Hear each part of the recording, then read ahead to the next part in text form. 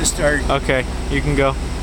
Okay, the unimposing brick building that you see beside us, no more than 1.5 stories tall, occupies a small portion of a block that's basically covered by one of the major buildings on the American continent, the John Hancock Building.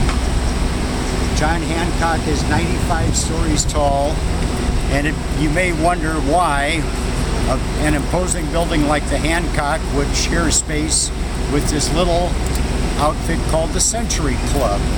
As you'll notice, there's no decoration, no indication whatsoever what the Century Club is. It's just a simple painted brick building. Turns out that when the John Hancock Company decided to purchase and build this building, they purchased all of the rest of the land on this particular block. When they did, they had some trouble with this little brick building here, but decided they'd go ahead with their plans. Their plans were to put their large building on the back of this particular block. When they reached the point where they were ready to do construction, they had already done all the engineering in terms of whether or not the building would work on this particular plot. They finally realized that they still had this little brick building to contend with. So the head of John Hancock hired the toughest lawyer in Boston, said, get a hold of whoever owns that thing and tell them we'll pay whatever they want for it. Can't be very much. So they finally tracked them down and realized it was a private club that owned the building, and the people who would be responsible for selling it would be the finance committee. He said, we'll find out the chairman of the finance committee. So they find out the chairman is Mrs. Swift. Okay, fine. Get a hold of Mrs. Swift. Well, they had to chase down Mrs. Swift, who was on a safari visit in Africa.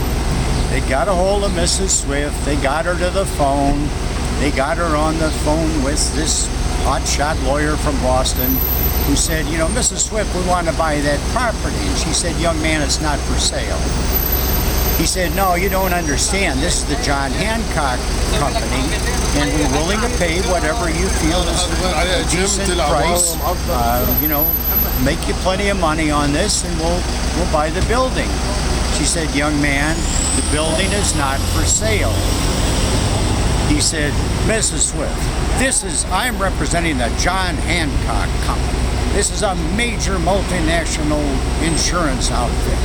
He said, we really need this building to remove it and put our new building there. We'll pay you whatever you want. He said, in fact, what do you feel that building is worth? Mrs. Swift replied, oh, I don't know, young man. What do you think your company is worth? At which point, Mr. Hotshot Lawyer realized he'd run into a brick wall. Turns out Mrs. Swift was the wife of Mr. Swift of Swift Meatpacking. The other members of her committee included Mrs. Pullman of Pullman Motor Cars, Mrs. Armour of Armour Meatpacking, Mrs. Field of Marshall Fields and Company, and people like that. In other words, big new money John Hancock had run into old and powerful money that wasn't about to be moved. As a result, John Hancock was forced to completely resite their building, redraw all the plans, do all the new engineering, to change the location of the building to the front location that it now enjoys on Michigan Avenue.